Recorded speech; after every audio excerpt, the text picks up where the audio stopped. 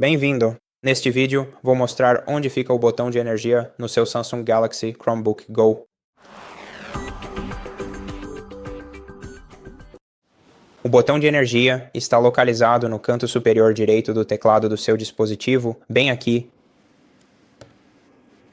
E o indicador de energia do seu laptop está localizado na borda esquerda do laptop. Este pequeno indicador LED pode informar com precisão se o seu dispositivo está funcionando corretamente ou não.